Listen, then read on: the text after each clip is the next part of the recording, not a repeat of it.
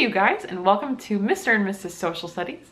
I'm Sarah, and today I'm going to be talking about the 3 biggest mistakes I made my first year of teaching and kind of how you can overcome it if it is your first year of teaching or whatever you're teaching. These are still mistakes that can be made. Now, I think first of all, just a good disclaimer here, if you are a first year teacher, please go easy on yourself, and it's going to be challenging. You're going to learn a lot about yourself and the way you teach throughout the year, and at least from all the teachers who I've talked to, the first year is definitely challenging for everyone. So I'm hopeful that this could help you, but honestly, it is something that you'll kind of work through as you go, and there are going to be hard parts, but it does get so much better, and you can come out of it a lot stronger and really develop your teaching style in the process.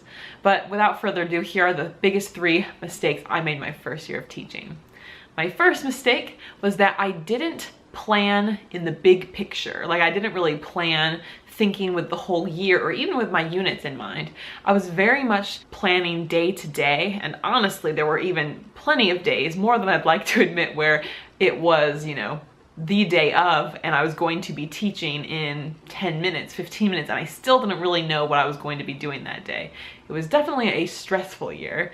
Since I had more skill and more time my second year of teaching, I was able to look at the bigger picture and figure out, okay, what is important for me to be doing with these students? What standards am I trying to meet? How am I meeting them what day?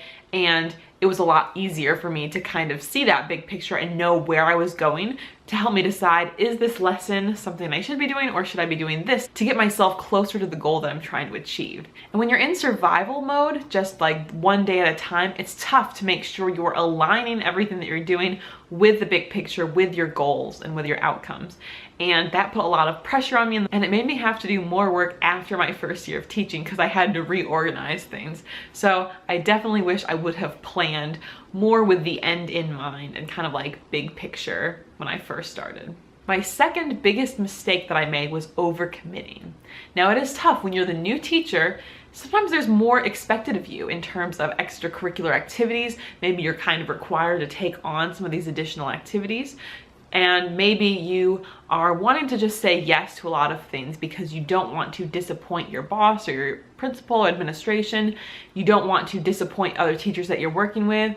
You kind of want to really jump in. The truth is, I feel like your first year of teaching is when you should really be going the most easy on yourself. Now, sometimes certain things aren't a choice. I know when I first started teaching, I was not given a choice to take on several different extracurricular activities.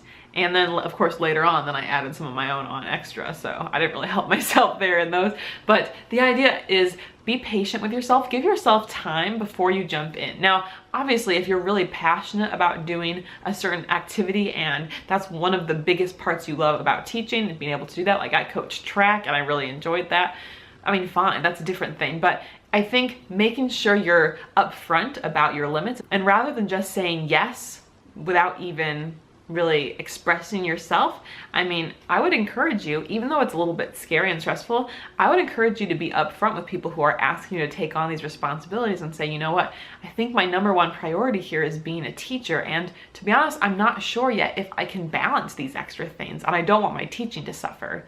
I think that is a totally justifiable answer, and if I was in administration, I wouldn't want to feel a new teacher burden like that and potentially have the academics suffer. So I think being really upfront about what your limits are, and even just reflecting for yourself on what the limits are. It's always easier to add things later on when you realize that you have enough time or energy to be able to do these things, rather than now after you've done it 1 year, be like, okay, you know what, I'm done. That was too much. So that would be another tip of mine. Try not to overcommit.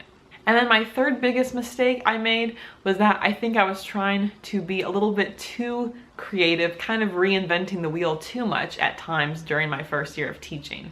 For me, I have been someone who is pretty creative and likes coming up with new things and want to come up with the best possible thing I can.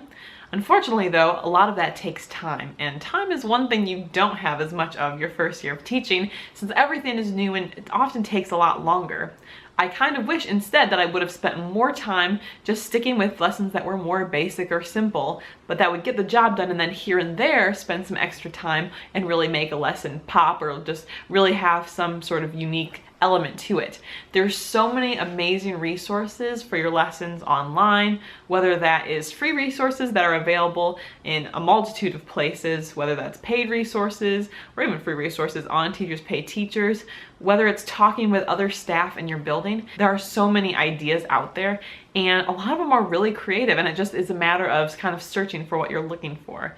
So even though it's tempting to, like, you know, you've got your independence, you survived student teaching, and now you've got your own classroom, it's tempting to just go all in and make it like the most epic curriculum you've ever seen. But again, I think the main trend here is just kind of like more of a balanced perspective, and go easy on yourself. You don't have to be this award-winning teacher your first year. Obviously do your best, you will anyway if you care about the job, but really there's not a need to construct everything from scratch. It's even kind of the phrase, work smarter, not harder. You'll be working plenty hard in many areas, so if you can save yourself some time anywhere, I think that's invaluable.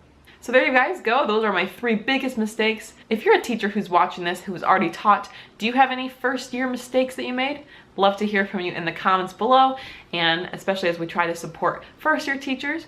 If you enjoy teacher related content, we are in the middle of a back to school countdown, which is 21 days in a row of videos. So if you hit that subscribe button below, you won't miss any of them.